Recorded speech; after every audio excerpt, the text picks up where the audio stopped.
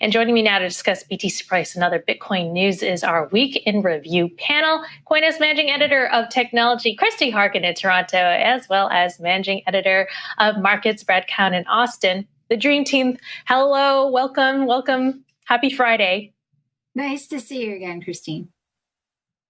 Thanks, Christine. See you. All right, Brad. So taking a look at this flash crash on Tuesday, just a market correction happening in the crypto markets. What do you think triggered this flash crash?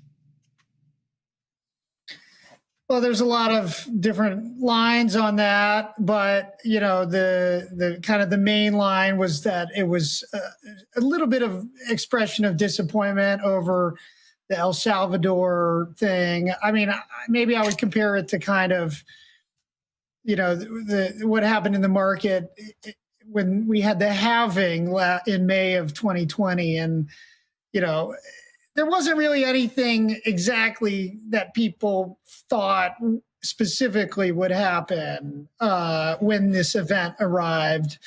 But maybe people have been thinking that somehow this would trigger like a huge, uptick. And when that didn't happen, then apparently there was, the specific trigger. Some people say there was one big over-the-counter trade with a big trader. That's what I saw. And Galaxy Research said that one whale potentially triggered this pullback. That is definitely that was one line, and then I was reading that there's like no way to prove that. It's basically based on anecdotal information from market players. But the big story that triggered a bunch of liquidations, which is just the same old story in crypto, is that people get crazy levered and things are looking, a little over rich. And then, all of a sudden there's some downward pressure and it's dominoes from there and liquidations. And that just accelerates the sell off. And so we're seeing the price settle down now. What's the new support and resistance? Well, the key level that everybody's been watching is the 200-day moving price average, which is kind of the longer term trend. But people also see that as a level, people who are looking at charts see that as, resistance or support. And we were above it, and we've traded, and that's generally a bullish sign when you're above that 200-day moving average, but we've moved back down and we're right at it now. It's right around 46,000, which is where we are. So people see that as a really critical kind of pivot level. If we're above it, things are bullish. If we're down, if we're below it, it could be a sign that things are turning a little more bearish. And from what I understand, nevertheless, long-term holders and whales, they're still accumulating, and the short-term holders, however, are the ones that are bringing the price down. That is what the blockchain analysis data shows. Of course, it should be said that just like, with some of the technical analysis or even fundamental analysis, you can always pick your data point for whatever case you're trying to make. So, in this case, this is like a way of trying to reinvigorate a bullish narrative. A lot of times these blockchain data are interpreted post facto, or they're interpreted based on whatever people's books are. But yeah, that is what the blockchain data are showing. Mm-hmm. Well, hindsight is always 2020. All right, Christy, taking a look at the Bitcoin network that went through another difficulty adjustment upward. What can you tell us about that? Yeah, this is, I believe, the fourth consecutive difficulty adjustment. And as you look at it, they're heading off toward the right on it.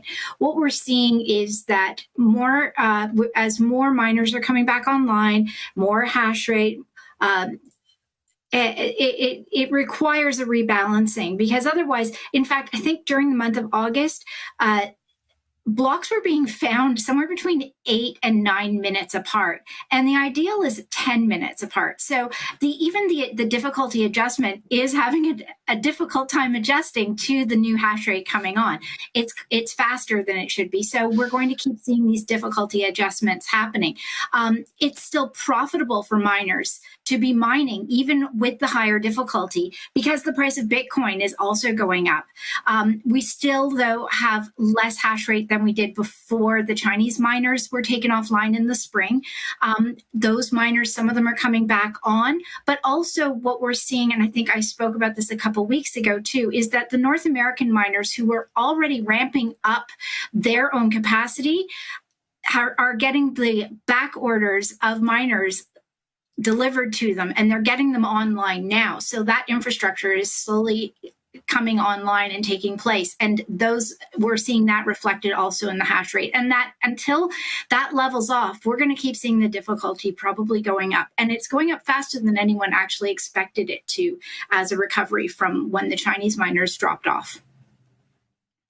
We were talking earlier, Christine, it was really interesting to me that you mentioned that Chinese miners are trickling online, perhaps? Some are. There is some indication, and it's speculative, but it's pretty good speculation, that, and this is something that has been reported, I believe David Pond from CoinDesk reported a couple of weeks ago, that because it's so attractive to keep mining Bitcoin right now, price-wise, there are a few miners who are, out in the boonies, shall we say, getting their hydroelectric power, and they're slowly, quietly turning back on their machines and mining a little bit. They're not ditching their machinery. They're not moving it. They're just keeping it in place and seeing how it goes. And they figure, let's turn it on while we've got it here. We're not sure how much longer that will last, though, because the rainy season is ending in China, and that is where a lot of the hydroelectric power comes from. And I don't see them actually picking up and moving those miners to the coal-fired areas. I think that might be a little too obvious. So we'll see how that plays out. You can't shut down the internet, so it's a little hard. Anyone can turn it on. How about the average block times? Yeah. So the average block times, as I say, they have been speeding up. We had a 4.5% difficulty adjustment because they're still pretty quick. Like 8 minutes is too fast. The ideal is 10 minutes. So even with the difficulty going up, the block times are still pretty quick, which means that Bitcoin is getting mined a little bit more quickly. So the rewards are getting paid out a little bit more quickly, which, if you're a miner, hey, the chances of you actually winning and getting that blockchain reward is a little bit higher too. And finally, Christy, you have an update on Taproot for us in the latest upgrade. Yes, what's going on there? I mean, there's not a lot to say about Taproot now. It's been accepted. Everybody's going to be on board. It's going to kick in and it's locked in. It's going to happen in November.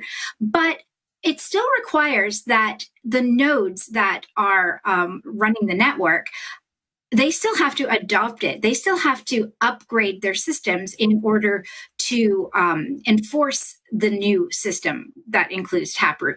And over the last couple of weeks, we were away last week, but during that week, the node adoption for Taproot has gone over 50%. As of today, we're looking at about 53% according to Taproot Signal. And I follow them on Twitter, and they give us a pretty good breakdown of how many nodes are actually enforcing Taproot. So that's a 50% rate, which is pretty good. We still have lots of time. So it's encouraging to see that the nodes are slowly coming online with that. Interesting. All right. In other news this week, another big one was the SEC threatening to sue Coinbase, and Brian Armstrong is not keeping quiet about it. He made an epic tweet storm saying that the SEC was sketchy, not talking to crypto companies in person, even after, and specifically not talking to Coinbase, even after their IPO, and threatening to sue the crypto exchange if they launched their lending program, which offers about 4% APY, annual percentage yield on your crypto, and saying that it could run afoul of security laws, but not really explaining why, according to Coinbase. So Brian Armstrong mulling it over, saying that he thinks this is a land grab by the SEC to regulate cryptocurrencies versus other regulators. The SEC potentially doesn't have resources to offer guidance, and so they're essentially forcing companies to go through litigation and figure out, how to regulate crypto laws by trial by fire, I guess, fire by trial. Some on crypto Twitter are cheering on Armstrong, even encouraging him to launch the program anyway and go through the litigation. Others like Jim Cramer saying there's no use having a one-way conversation on Twitter and Coinbase should just stay quiet. An interesting developing conversation happening on the regulation side and the crypto innovation side as we continue to monitor that.